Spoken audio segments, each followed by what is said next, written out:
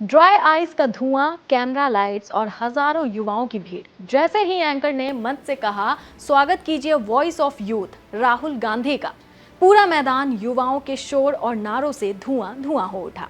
प्रयागराज का KP inter college के मैदान में राहुल के धमाकेदार एंट्री से जो माहौल देखने को मिला, मानो जैसे कोई इंटरनेशनल रॉक स्टार स्टेज पर उतर आया हो। अब गूंज कार्यक्रम में राहुल संग युवाओं ने छात्र आंदोलन और पेपर लीक जैसी समस्याओं पर क्या क्या बताया, वो हम आपको बताएंगे। नमस्कार, मैं रिया गौतम और आप देख रहे हैं एबीपी गंगा। प्रयागराज में छात्रों की गूंज कार्यक्रम करके राहुल गांधी का मकसद ही था युवाओं के बीच पहुंचकर उनसे बात करना और उनकी परेशानियों को जानना। पेपर लीक के मुद्दे पर राहुल गांधी का बेबाक अंदाज भी युवाओं को भाता है।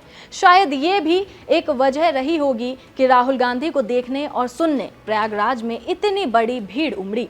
लेकिन इसके अलावा राहुल गांधी के साथ खुले मंच से युवाओं बेधड़क शिक्षा व्यवस्था की जो पोल खोल की है, वो भी हैरान करने वाली है। इसको लेकर राहुल ने दो छात्रों को स्टेज पर बुलाया, अविनाश और अजय। ये दोनों पिछले कई सालों से प्रतियोगी परीक्षाओं की तैयारी कर रहे थे, लेकिन अब तक इनके हाथ नौकरी भी नहीं लग पाई। राहुल का ये अंदाज भी बहुत अलग था, क्योंकि पेपर लीक जैसे मुद्दे पर अगर कोई छात्र खुलकर अपनी परेशानियों को बताता है तो ये राजनीतिक मुद्दा नहीं, बल्कि देश की ज़मीनी हकीकत को दिखाता है। इसी तरह जब अविनाश और अजय ने अपने प्रतियोगी परीक्षाओं की तैयारी को लेकर जब अनुभव साझा किया, तो वहां मौजूद सारे युवा चौंक गए। अब सुनिए अविनाश और अजय ने क्या कहा। अविनाश और अजय, आइए। अविनाश और अजय दोनों स्टूडेंट्स हैं, इनसे थोड़ा सुनते हैं, इनका एक्सपीरियंस क्या रहा है, बताइए। सर मैं यूपीएसआई एस्पिरेंट हूँ। तो पास पकड़ते सर मैं यूपीएसआई एस्पिरेंट हूँ और उत्तर प्रदेश में यूपीएसआई की भर्ती 5 साल के बाद आती है। 2020-21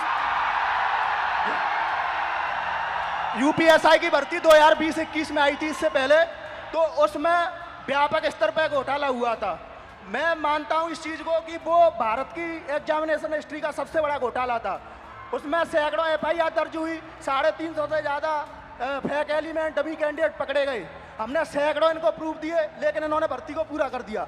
सर मेरा दरोगा बनना एक सपना था। मैं किसान फैमिली से बिलोंग करता हूँ, तो मैंने नई भर्ती की आस में तो फिर से पढ़ना शुरू कर दिया और मुझे पढ़ते पढ़ते 4 साल गुजर गए।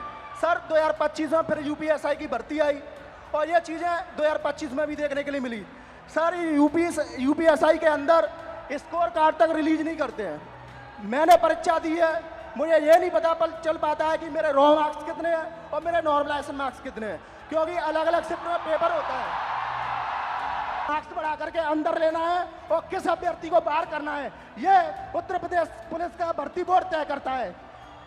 इनको क्या दिक्कत है? अगर ये फेयर भर्ती कराते हैं तो इनको नॉर्मलाइजेशन देना चाहिए। सर मैं एक चीज़ इसमें जोड़ना चाहूँगा कि जो नॉर्मलाइजेशन है ये पेपर लीक से ही बड़ा स्कैम है, क्योंकि इनकी अकाउंटेबिलिटी फिक्स करने वाला नहीं है।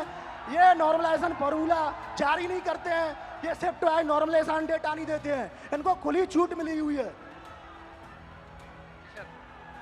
मेरा नाम अविनाश है। मैं इन्हीं छात्रों में से कोई एक जरूर हूं। चूंकि मैं ये कह सकता हूं सर कि मैंने अपनी तैयारी 2018 में शिक्षक भर्ती के लिए की थी। 2018 से आज तक मैं उसी की तैयारी कर रहा हूं। क्यों? सरकार के पास जगह खाली है, फिर भी वैकेंसियां नहीं दी जा रही हैं। उसके बाद ये होता क्यों है? सर ये सरकार की मानामानी है और उसमें से बहुत सारी वैकेंसियां जिसके लिए हम लोगों ने लाठी खाई, ज्ञापन दिया, लोगों से जाके मिले कि हमारी दर्द हमारे दुख को समझा जाए, लेकिन आज तक सरकार के कान में ये बात पहुंची नहीं है। इसमें से बहुत सारे ऐसे हमारे भाई बहन हैं जो उस चीज से पीड़ा में ग्रसित हैं। और बताइए। पेपर लीक को लेकर जंतर मंतर पर हुए आंदोलन की चर्चा बहुत तेज रही। छात्रों पर पुलिस की लाठीचार्ज और तमाम ऐसी चीजें जिसने लोकतंत्र पर भी सवाल खड़े कर दिए। सीजेपी द्वारा जंतर मंतर पर किए गए आंदोलन में अगर किसी ने सबसे ज्यादा लाइमलाइट बटोरी थी, वो थी धर्मेंद्र प्रधान का इस्तीफा और स्टूडेंट पर लाठीचार्ज, जिसकी आग पूरे देश में फैली और जगह जगह विरोध प्रदर्शन होने लगे। बिहार भी इससे अछूता नहीं रहा। बिहार में 22 जुलाई 2026 को आइसा और अन्य छात्र संगठनों के आह्वान पर प्रदर्शन शुरू हुआ, जो बाद में 25 जुलाई को बिहार बंद के दौरान कई जगहों पर हिंसक हो गया। इसी बीच वहां भी स्टूडेंट पर लाठीचार्ज की खबरें सुनने को मिली। ऐसे में राहुल गांधी ने उन बच्चों को भी बुलाया जिन पर लाठियां चली। उन बच्चों ने क्या कहा वो आपको सुनाते हैं। आपने अपनी आवाज रखी, नफरत के साथ नहीं, मोहब्बत के साथ आपने अपनी आवाज रखी। आइए हम आपकी आवाज सुने। नमस्कार, आपका नाम? नमस्कार। और मैं पटना यूनिवर्सिटी से हूँ। नमस्कार, आप? हिमांशु कुमार हुआ। हिमांशु जी जी जी। शिफत फैज, इलाहाबाद यूनिवर्सिटी LLB। नमस्कार सर, मेरा नाम कुणाल पांडे, मैं इलाहाबाद विश्वविद्यालय से। शाबाश, वेलकम आप सबका। मैं आपसे आज, अभी मैंने कहा कि अंधेरे में आप लोगों ने लाइट दिखा दी, अंधेरे में आप लोगों ने टॉर्च दिखा दी। साथियों, जो 22 जुलाई को पटना में बिहार बंद का कॉल था, हम लोग राजभवन मार्च कर रहे थे और वहाँ एक चीज़ हमें एहसास हुआ कि पुलिस ऐसे मौके की तलाश में थी कि वो हम पे लाठी भी चार्ज कर ले, उन पे इल्ज़ाम ना हो। जब हम राजभवन से थोड़ी देर पहले पहुँचे, वहाँ पे पुलिस वाले थे बिना बैच के, और लाठी की जगह पे वो बैम्बू लिए हुए थे। उनसे जब पूछा गया आपका बैच कहाँ है, तो वहाँ से अधिकारी पूछते हैं कि आप कौन हो पूछने वाले। मैं बताता हूँ तो कहते हैं इससे क्या होगा। हमने कहा सर इतने बच्चे मरे, उनका जवाब कौन देगा। कहते वो तो चले गए, अब क्या तुम भी जाना चाहते हो। मैंने कहा सर वो तो चले गए, लेकिन अब बदलने का वक्त आ गया, क्योंकि अब नहीं बदलेगा सर, कभी नहीं बदलेगा। हम छात्र युवा देश के भविष्य हैं। उनका टारगेट था या सर पे मारो या पैर में। उन्होंने मेरे पैर पे बहुत मारा, मैं गिर गया। उसके बाद वो लाठी चार्ज करने लगे, स्टोन चलाने लगे, आंसू गैस। और एक बात मैं आपको बता दूं, जब मैं गिर गया उसके बाद जो DSP हैं वो आके दोबारा मेरे पेट पे मार दी, जबकि मेरा लेग डैमेज था। कुछ छात्र मुझे वहाँ से उठा के ले जाते हैं, साइड रखते हैं। पुलिस वाले आगे कहते हैं ये छात्र थोड़े हैं, इसको तो जेल भेजना चाहिए। सर मैं मतलब कि मैं बीएड हमारी मम्मी करवाई थी जमीन बेचकर। 4 साल से वैकेंसी अभी तक नहीं आई है सर। जब आंदोलन करने जा रहा हूँ तो सर मतलब कि सम्राट चौधरी का गुंडा, जो कि पुलिस जो हम लोग को लाठी से मारती है और जेल भेजती है। सर जब हम लोग आंदोलन करते हैं तो डिटेन कर लिया जाता है। उसके बाद मेरे पास BG BEd इतना स्टेट क्वालिफाइड होने के बाद 20,000 का नौकरी भी नहीं मिलेगा सर पूरा इंडिया में। उसके बाद मैं सर जब मतलब कि मम्मी मतलब कि सुनती है कि आंदोलन में गया है तो मम्मी को पानी चढ़ने लगता है सर टेंशन से। उसके बाद सर मतलब हमारे एक मंत्री हैं बिहार के, अशोक चौधरी नाम है सर, वो 56 साल के होकर वो प्रोफेसर बने हैं सर, जो कि नीतीश कुमार के राइट हैंड है सर। वो कैसे बन गए सर बिना विदाउट इंटरव्यू का, कैसे बने सर? एक सीट खा गया सर ये मतलब युवा का। अच्छा, आपके फैमिली ने कर्ज लिया? सर जमीन बेच के मतलब बीएड किया हूँ सर। सोच लीजिए कि हम किस लेवल के हैं फैमिली सर।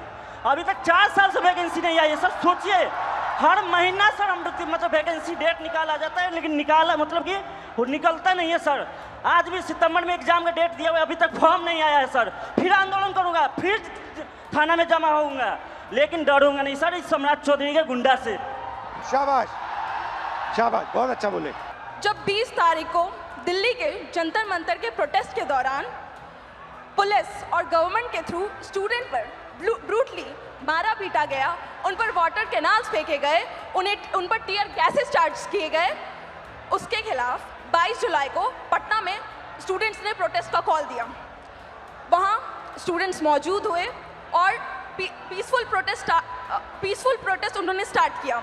लेकिन फिर बिहार पुलिस और बिहार सरकार ने स्टूडेंट के साथ फिर से ब्रूटली ट्रीट किया, उन्हें मारा और रातों रात उनके घर से उन्हें डिटेन कर लिया जाता है बिना इस जानकारी के कि वो कौन से पुलिस स्टेशन में है, वो कौन से किस थाने में है। इन सब हमने 23 जुलाई को पेपर लीक के खिलाफ, स्टूडेंट ब्रूटैलिटी के खिलाफ और बिना अनलॉफुल वे में डिटेन होने के खिलाफ एक प्रोटेस्ट रखा अपने यूनिवर्सिटी के कैंपस में। लेकिन हमारे प्रोटेस्ट स्टार्ट करने से पहले ही वहाँ पर पुलिस, CRPF और SDM मौजूद थे। सर हम छात्र हैं और हमें एज अ वाइस प्रेसिडेंट मुझे यूनिवर्सिटी के गेट से घुसने नहीं दिया जा रहा था। फिर भी क्योंकि मेरा वो प्रोटेस्ट था, हम लीड करने के लिए जैसे तैसे घुसे। हमारे कुछ फेलोज जो प्रोटेस्ट ज्वाइन करने आ ही रहे थे, उन्हें पुलिस गेट से ही भगा देती है। और कुछ फेलोज को लाठी चार्ज कर डिटेन कर लेती है बिना किसी मेडिकल ट्रीटमेंट के। उनका सर 10 से 12 घंटा फूटा रहता है पुलिस स्टेशन पे।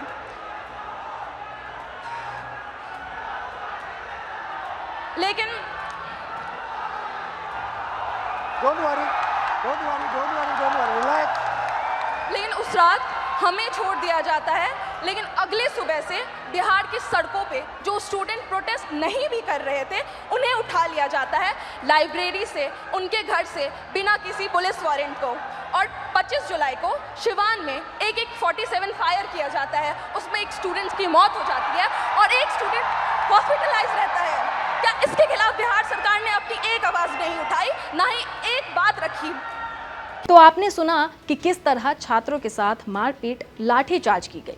ये तो रही युवाओं की बात, लेकिन राहुल के कार्यक्रम में भारी भरकम भीड़ देखकर बीजेपी भी दंग रह गई। कहते हैं कि युवाओं का वोट आपके हक में हो जाए तो चुनावी समीकरण बहुत तेजी से बदलते हैं। जेनजी वोटर्स को अपने हक में खींचना ही आज की राजनीति में सबसे मुश्किल माना जाता है। अब यूपी विधानसभा चुनाव होने में ज्यादा वक्त बाकी नहीं है। जिस तरह से राहुल के समर्थन में प्रयागराज में भारी भीड़ जुटी, उसको बीजेपी किनारा नहीं कर सकती है। अब देखते हैं राहुल गांधी की ये गूंज यूपी में कहां-कहां अपनी पकड़ बनाती है। राहुल गांधी ने प्रयागराज की धरती से साफ संदेश दे दिया है कि युवाओं का मुद्दा अब राजनीति के केंद्र में रहने वाला है। प्रयागराज में राहुल गांधी के छात्रों की गूंज कार्यक्रम में भारी तादाद में छात्रों की मौजूदगी भी बता रही है कि इस अभियान में उन्हें जेनजी का पूरा समर्थन मिल रहा है।